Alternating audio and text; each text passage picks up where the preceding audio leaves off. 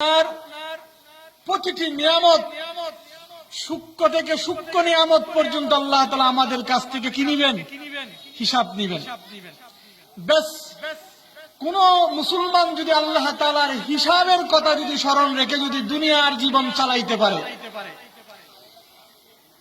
আমি গ্যারান্টি দিয়ে বলতে পারবো 100% সত্য এবং বাস্তব, ওই ব্যক্তি দুনিয়ার জীবনে জান্নাত কামিয়ে নিতে পারবে। সুবহানাল্লাহ ওয়া বিহামদিহি। যেই ব্যক্তি আল্লাহ তাআলার নিয়ামতের হিসাব দিবে এই কথা মনে করে, ওই ব্যক্তি কখনো আল্লাহর নাফরমানির মধ্যে নিয়ে জিন্দেগি কাটাইতে পারবে না। ভালোভাবে মনোযোগ সহকারে শুনবেন। আল্লাহ তাআলা আমাদেরকে যে হুকুম, যে আদেশ নিষেধ দিলেন, আল্লাহর লাভে নাকি বান্দাদের লাভে? আল্লাহ তাআলা যেই পরিমাণের হুকুম, শরীয়তের যত বিধি বিধান আমাদেরকে দান করলেন, সব বিধি বিধানগুলো মানুষের কল্যাণে নাকি আল্লাহর কল্যাণে? মানুষের কল্যাণে। কল্যাণ দুই প্রকার, ব্যক্তি জীবনে কল্যাণ, সামাজিক জীবনে কল্যাণ। কল্যাণ কয় প্রকার? দুই প্রকার। ভালো কয় প্রকার? দুই প্রকার। ব্যক্তি জীবনে ভালো, সামাজিক জীবনে ভালো। আল্লাহ তাআলা যে সমস্ত হুকুম আমাদের জন্য আল্লাহ তাআলা দুনিয়াতে প্রেরণ করলেন, যে বিধি নিষেধগুলো আল্লাহ তাআলা আমাদের উপর ফরজ করলেন, ওইগুলো দুই ধরনের লাভ আমাদেরকে দিয়ে থাকেন। কয় ধরনের লাভ? একটা হলো ব্যক্তিগত জীবনে, আর একটা হলো সামাজিক জীবনে। ব্যক্তিগত জীবনের লাভ বিধিবিধান, যেমন নাকি নামাজ পড়েন, রোজা রাখেন, যাকাত দেন, হজ করেন। আল্লাহ তাআলা এই যে কাজগুলো আমাদের জন্য করার জন্য বললেন, ওই কাজের দ্বারা আমরা নিজেদের জীবনকে, ব্যক্তিগত জীবনে আল্লাহ তাআলার রহমত, আল্লাহ তাআলার বরকত, আল্লাহ তাআলার কৃপা আমরা পেয়ে থাকি। আমাদের জীবন সুখ সমৃদ্ধশালী হয়। আর দ্বিতীয় নম্বর কল্যাণ হচ্ছে সামাজিক জীবন। সামাজিক জীবন সুন্দর পরিপাটি হওয়ার জন্য আল্লাহ তাআলা আমাদেরকে বললেন, মদ খেও না, ঘুষ খেও না, সুদ খেও না, জুলুম করিও না, প্রতারণা করিও না, মিথ্যা কথা বলিও না। বললেন কিনা? তাহলে এগুলো যখন নাকি জুলুম করবেন, সমাজে অশান্তি সৃষ্টি হবে। প্রতারণা করবেন, আরেকজনের হক নষ্ট হবে। ঠিক না বেঠিক? তাহলে আমি কয় প্রকার পেলাম? আল্লাহর বিধিনিষেধ দুই প্রকার। এক নম্বর ব্যক্তি জীবনে, দ্বিতীয় নম্বর সামাজিক জীবনে। ঠিক আছে? আল্লাহ তাআলা যে দুই ধরনের বিধিবিধান আমাদের জন্য দান করলেন, দুটোটাই মানুষের জন্য লাভজনক নাকি ক্ষতিকর? লাভজনক। আমাদের শুধু এতটুকু বোঝা দরকার, মহান আল্লাহ তাআলা যা দিলেন সব কিছু আমাদের জন্য লাভজনক, এটাই বোঝা দরকার। এখন আল্লাহ তাআলা যে জিনিসগুলো আমাদের জন্য দিলেন, এগুলোকে ঠিকঠাক মতো পালিত হওয়ার জন্য, যে দুই ধরনের বিধিবিধান আমাদেরকে দিলেন, এগুলো ঠিকঠাক মতো আমরা পালন করার জন্য আমাদের উপর কিছু দায়িত্ব দিলেন, কিছু অধিকার দিলেন। কি বললাম? কিছু দায়িত্ব দিলেন এবং কিছু অধিকার দিলেন। যদি দায়িত্ববান, যেমন নাকি আমরা পিতা হিসাবে আমাদের একটা দায়িত্ব আছে, আছে কি আছে না? স্ত্রী হিসাবে দায়িত্ব আছে, শিক্ষক হিসাবে দায়িত্ব আছে, নেতা হিসাবে দায়িত্ব আছে, আছে কি আছে না? মালিক হিসাবে দায়িত্ব, কর্মচারী হিসাবে দায়িত্ব। এবং কিছু অধিকার দান করলেন। আমরা ছেলেগুলো বাবার থেকে কিছু অধিকার পাবো, বাবাগুলো ছেলের থেকে কিছু অধিকার পাবে, আমাদের স্ত্রীরা স্বামীর থেকে কিছু অধিকার পাবে, আমাদের নেতাগুলোর কাছে আমাদের প্রজাগুলো কিছু অধিকার পাবে, হক পাবে। হক হক কথা বুঝতে পারছি? তাহলে আল্লাহ তাআলা এই বিধিবিধানগুলো পালন করার জন্য কয় ধরনের জিনিস দিলেন? দুই ধরনের জিনিস। দায়িত্বশীলদের দায়িত্ব পালন করা, হকদারের হক আদায় করা। হকদারের হক আদায় করা। যদি দায়িত্বশীলগণ দায়িত্বশীলের কাজ আদায় না করে, দায়িত্ববানের আদায় কাজটা আদায় না করে, তাহলে দেখবেন আপনার জীবনেও শান্তি নাই, সমাজের জীবনেও শান্তি নেই। যদি আপনার অধিকার না পান, কোন ব্যক্তি যে যার অধিকার আছে ওই অধিকার যদি আপনি না পান, আপনি তেলে বেগুনে আগুন হয়ে যান। আপনার বাবার বিরুদ্ধে আপনি অ্যাকশন নেন, আপনার স্বামীর বিরুদ্ধে আপনি কি নেন, প্রতিশোধ গ্রহণ করেন। নেতার বিরুদ্ধে নিজের অধীনস্থ কর্মচারীগুলো, অধীনস্থ যেগুলো তোমার শিষ্য রয়েছে, এগুলো তোমার বিরুদ্ধে আন্দোলন করবে। শিক্ষক যদি ছাত্রদের অধিকার আদায় না করে, তাহলে ছাত্ররা শিক্ষকের বিরুদ্ধে কি করে, আন্দোলন করে। করে কি করে না?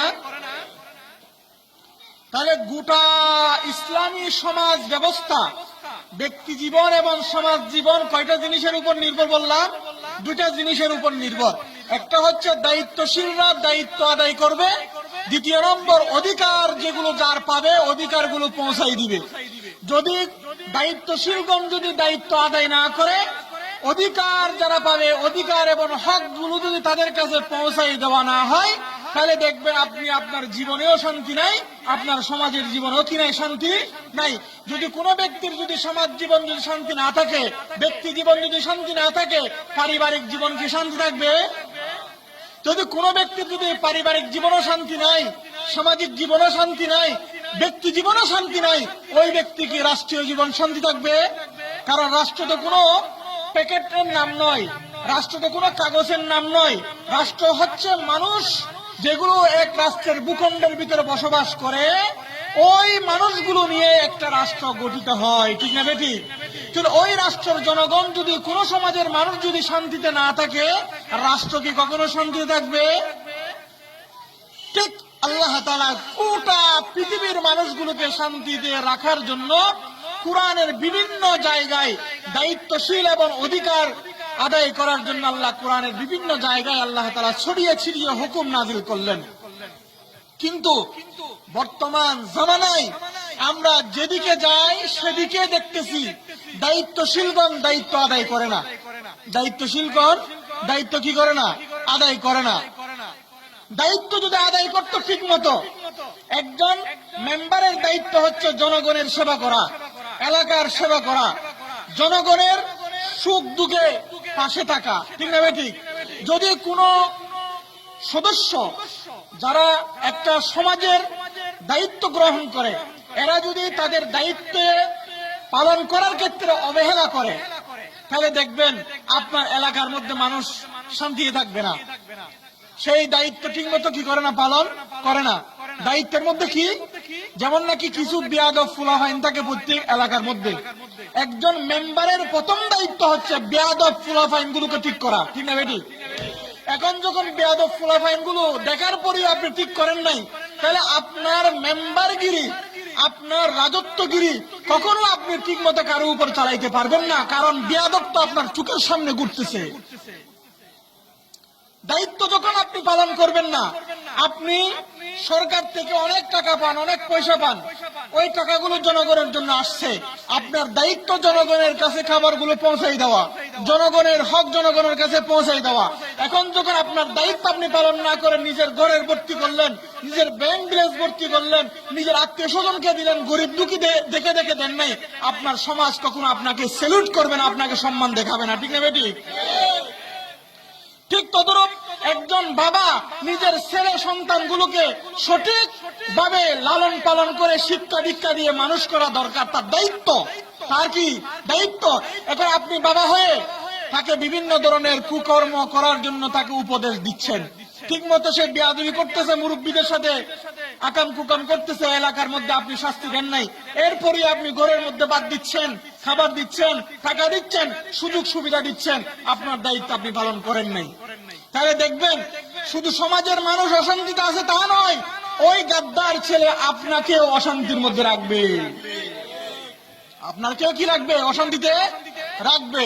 সুতরাং দায়িত্বশীলগণ প্রতিটি ক্ষেত্রে, মসজিদের দায়িত্বশীল, মসজিদের দায়িত্ব ঠিক মতো পালন করতে হবে। মাদ্রাসার দায়িত্বশীল, মাদ্রাসার দায়িত্ব ঠিক মতো কি করতে হবে, পালন করতে হবে।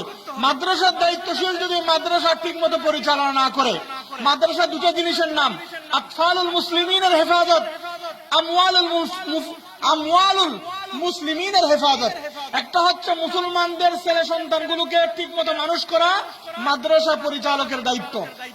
আরেকটা হচ্ছে জনগণ থেকে যে টাকাগুলো নিয়ে আসে ওইগুলো হচ্ছে মাদ্রাসা প্রিন্সিপালের হাতের মধ্যে, এগুলো হচ্ছে আমানত।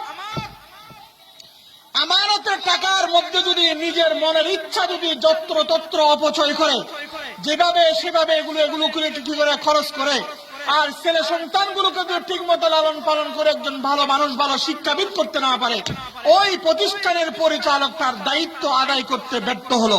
যে প্রতিষ্ঠানের দায়িত্ববান দায়িত্ব আদায় হতে ব্যর্থ হয়, ওই প্রতিষ্ঠানের দায়িত্বশীল আল্লাহর দরবারে কিয়ামতের ময়দানে জাহান্নামীদের কাতারে দাঁড় হতে হবে, জাহান্নামীদের কাতারে দাঁড় হতে হবে। আলেম হোক, আওয়াম হোক, নেতা হোক এবং প্রজা হোক, প্রত্যেকজনের কিছু না কিছু দায়িত্ব আছে, আছে কি আছে না? রিক্সা চালক তার ঘরের মধ্যে দায়িত্ববান, আর প্রধানমন্ত্রী দেশের দায়িত্ববান। রিক্সা চালক ঘরের মধ্যে যদি দায়িত্ব পালন করে, দেখবেন প্রধানমন্ত্রীও রাষ্ট্রের মধ্যে দায়িত্ব পালন করবে। শুধু প্রধানমন্ত্রীকে গালি দিলাম, মেম্বার চেয়ারম্যানকে গালি দিলাম, আর আমরা নিজেরা সাধু সাজলাম, এই কাজ কখনো হবে না। আগে নিজে বলা হও, কু আনফুসাকুম ওয়া আহলিকুম নারা।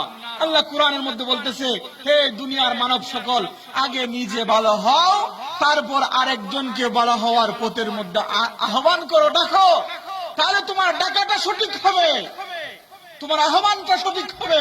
এখন শুধু আমরা আরেকজনের সমালোচনা করি, নিজে ভালো হওয়ার কোন ধরনের কি নাই। কথা বুঝতে পারছি? সুতরাং এই ধরনের স্লোগানে আরেকজনের সমালোচনার দ্বারা না ব্যক্তি জীবন সুন্দর হবে, না সমাজ জীবন সুন্দর হবে। সুতরাং আল্লাহ তাআলা যে দায়িত্বশীলদের যে দায়িত্বগুলো দিলেন, এলাকার সমাজের অধিপতিগুলো যারা থাকবে, সমাজ পরিচালনা যারা থাকবে, সমাজের অধিপতিগুলো সমাজের দায়িত্বগুলো কি করতে হবে? পালন করতে হবে।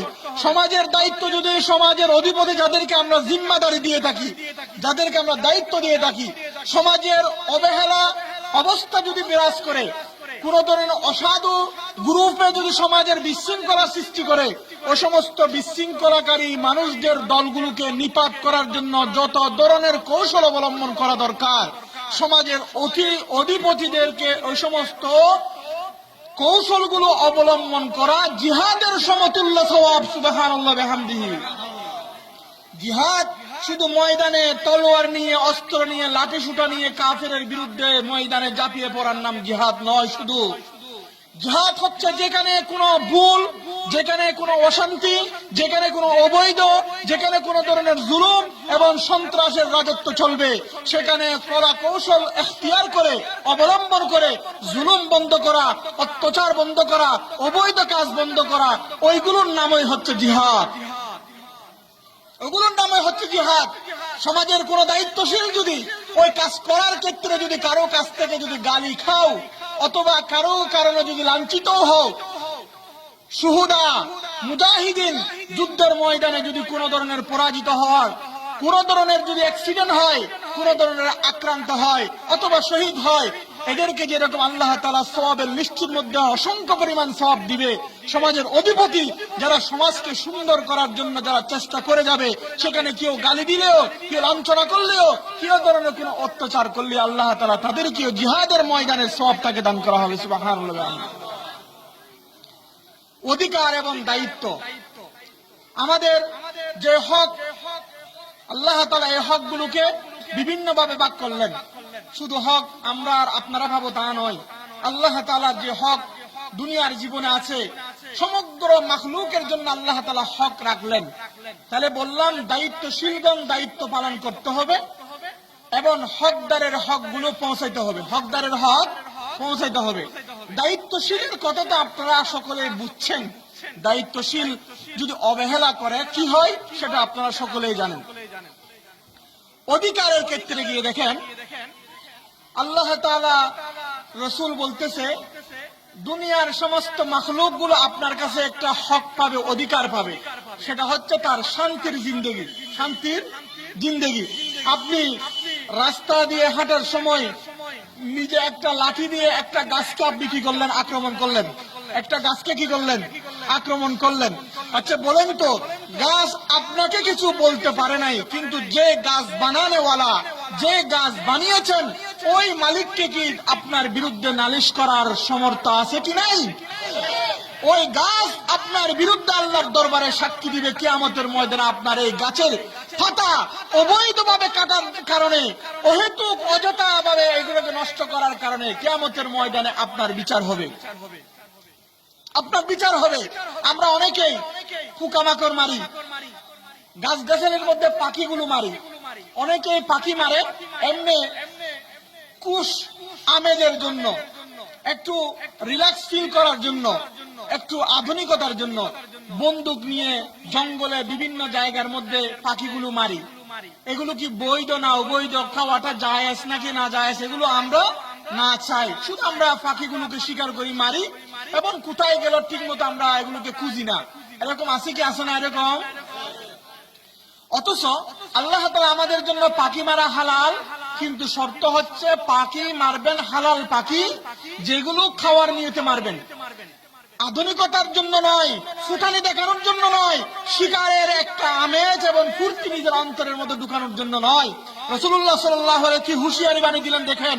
قال رسول الله صلى الله عليه وسلم ما من انسان يقتل عصفورا فما فوقها بغير حقها يذبحها فيأكلها الا سأله الله عنها يوم القيامه। মুস্তাদরিকুল হাকিমের মধ্যে আল্লাহ রাসূল বলেন, দুনিয়ার কোন মানুষ যদি কোন চিড়িয়া পাখিগুলোকে, বাবুই পাখি, ছোট থেকে ছোট পাখি, অথবা এর চেয়ে আরো বড়, অথবা এর চেয়ে কোন ছোট জিনিসকে হত্যা করে, শিকার করে, কিসের কারণে নয়? খাওয়ার জন্য নয়, জবে করে সে খাবে, তার ক্ষুধা মিটাবে, এর জন্য নয়, আমোদ ফুর্তি করার জন্য সে করলো। আল্লাহ রাসূল বলতেছে কিয়ামতের ময়দানে ওই পাখির হিসাবও ওই বান্দা থেকে আল্লাহ তাআলা নিবে।